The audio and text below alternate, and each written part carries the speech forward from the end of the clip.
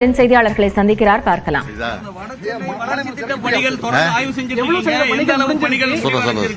சொல்றேன். அதாவது நான் சென்னை மாநகரத்தின் மேயராக இருந்தப்போ, அதை தொடர்ந்து துணை முதலமைச்சராக இருந்தப்போ, இதே வட சென்னை பகுதிக்கு, குறிப்பாக சென்னைக்கு வந்து என்ன பணிகள்லாம் பண்ணணும்னு தெரியும்.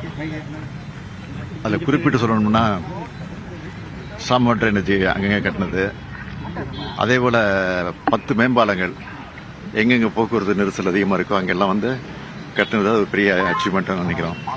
அப்போவே என்னுடைய எண்ணத்தில், என்னுடைய உள்ளத்தில் சென்னையை சிங்கார சென்னை ஆக்க வேண்டும் என்று அடிப்படையில் தான் பல பணிகள் செஞ்சோம். இப்போது திராவிட முன்னேற்ற கழகம் ஆட்சி வந்த பிறகு, சென்னை மாநகரத்துடைய பொறுப்பை மாநகராட்சி ஏற்ற பிறகு, திமுக ஏற்ற பிறகு பல்வேறு பணிகளை சென்னைக்கு செஞ்சுருக்கிறோம். அதில் குறிப்பாக வட சென்னைக்கு வந்து சட்டமன்றத்தில் ஏற்கனவே 1000 கோடி ரூபா மதிப்பீட்டில் வட சென்னை வளர்ச்சி திட்டத்துக்காக ஒதுக்கி ஒரு அறிவிப்பு வெளியிட்டேன். ஆனால் அந்த 1000 கோடியை தாண்டி பல்வேறு துறைகளுடைய ஒத்துழைப்போடு கிட்டத்தட்ட 6350 கோடி ரூபாய் மதிப்பீட்டில் பணிகள் எல்லாம் தொடங்கப்பட்டிருக்கு, நடந்துகிட்டு இருக்கு. மொத்த பணிகளை பொறுத்தவரைக்கும் 252 பணிகள். அந்த 252 பணிகளில் 30 பணிகள் முடிக்கப்பட்டிருக்கு முழுமையாக. 166 பணிகள் நடந்துகிட்டு இருக்கு. விரைவில் அந்த பணிகளும் முடிவடைய இருக்கு. ஆக இந்த ஓராண்டு காலத்திற்குள்ள எல்லா பணிகளையும் முடிக்க வேண்டும் என்று சொல்லி நான் எல்லா துறைகளுக்கு அறிவுறுத்தி இருக்கிறேன். தொடர்ந்து நம்முடைய அறநிலைத்துறை அமைச்சர் சேகர்பாபு அவர்கள், அதேபோல மேயர், இந்த வட்டாரத்தில் இருக்கக்கூடிய எம்எல்ஏக்கள், எம்பிக்கள்லாம் தொடர்ந்து ஆய்வு பணிகள் மேற்கொண்டு வேகப்படுத்திக்கிட்டு இருக்கிறாங்க. நானும் இது 2வது முறையாக ஏற்கனவே அடிக்கல் நாட்டு விழாவில் கலந்துக்கிட்டாலும் தொடர்ந்து நானும் அந்த பணிகளை வந்து தொடர்ந்து ஆய்வு பண்ணிகிட்டு இருக்கிறேன். துணை முதலமைச்சரும் ஆய்வு பண்ண சொல்லியிருக்கிறேன். அவரும் நான் வேலை செஞ்சுட்டு இருக்காரு. அதே மாதிரி அந்தந்த சம்மந்தப்பட்ட துறையினுடைய அமைச்சர்களையும் ஆய்வு பண்ண சொல்லி நான் குறிப்பிட்டிருக்கிறேன். அவங்களும் அந்த பணியை வேகப்படுத்திட்டு இருக்கிறாங்க. வட சென்னையை பொறுத்த வரைக்கும் இது ஒரு வளர்ந்த சென்னையாக நிச்சயமாக இந்த ஓராண்டு காலத்திற்குள் உருவாகும் என்று நான் எனக்கு நம்பிக்கை இருக்கு. அந்த பணிகளை இன்றைக்கு நான் மேற்பார்வையிட்டிருக்கிறேன். தமிழ்நாடு ஆளுநர் தமிழ்நாடு அரசின் மீது தொடர்ந்து குற்றச்சாட்டுக்களை முன் வச்சுட்டு வராரு. அறிக்கையை கொடுக்கிறாரு, எக்ஸ்போல பக்கத்திலையும் குற்றச்சாட்டு வைக்கிறாரு. உயர்கல்வி கல்வித்துறையில பின்தங்கி இருக்கோன்னு ஒரு குற்றச்சாட்டு வைக்கிறாரு. அதுக்கு முடிய எல்லாத்தையும் வைக்கிறாரு. ஒன்று ரெண்டு இல்லை, எல்லா பிரச்சனையிலையும் அரசுக்கு எதிராக தான் செயல்பட்டு இருக்கிறாரு. அது எங்களுக்கு நல்லதா இருக்கு. தொடர்ந்து அதை செய்யணும்னு நான் நினைச்சுக்கிட்டு இருக்கிறேன். ஏன்னா அதை செய்ய தான் எங்களுக்கு மட்டும் இல்லை, மக்களுக்கு வேகம் வருது.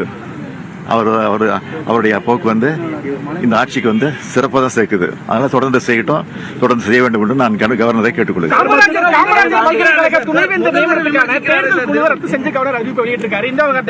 அதான் அவர் தொடர்ந்து இந்த வேலை தான் பண்ணிட்டு இருக்கிறாரு. அதை நாங்கள் நீதிமன்றத்தில் ஏற்கனவே வழக்கு போட்டிருக்கிறோம். உச்ச நீதிமன்றத்தில் வழக்கு இருக்கு. ஒரு 4ஆம் தேதியிலிருந்து வழக்கு தொடர்ந்து நடக்க இருக்குது. அப்ப தெரியும்.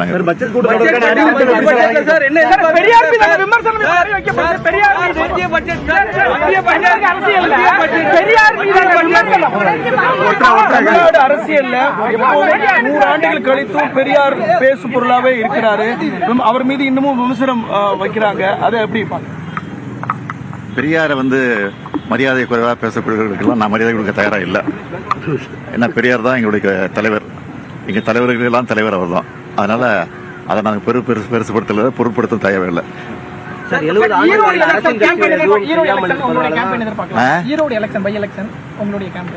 5ஆம் தேதி தேர்தல், 8ஆம் தேதி ரிசல்ட். அப்ப தெரியும். மத்திய பட்ஜெட் என்ன எதிர்பார்ப்பு சார்? கடந்த முறை தமிழகம் புறக்கணிக்கப்பட்டதா அறிக்கை வெளியிட்டிருந்தீங்க. ஏற்கனவே நாடாளுமன்ற கூட்டத்தில் உறுப்பினர் கூட்டம் ஏற்கனவே நடந்திருக்கு. நாளுக்கு முன்னாடி அதில் தீர்மானம் போட்டிருக்கிறோம். நாடாளுமன்ற உறுப்பினர்கள் சபையில் வந்து தமிழ்நாட்டுக்கு இருக்கிற கோரிக்கையெல்லாம் எடுத்து வலியுறுத்தி சொல்லியிருக்கிறோம். பார்ப்போம். நிதிநிலை அறிக்கை வெளியிட்டதானே என்னன்னு தெரியும். சட்டம் ஒழுங்கு குறித்து எதிர்க்கட்சிகள் தொடர்ந்து கேள்வி எழுப்புறாங்க. அதுக்கு உங்களுடைய பதில் என்ன சார்? அதாவது வேண்டுமென்றே திட்டமிட்டு அன்புங்கள் வாசிக்கிறத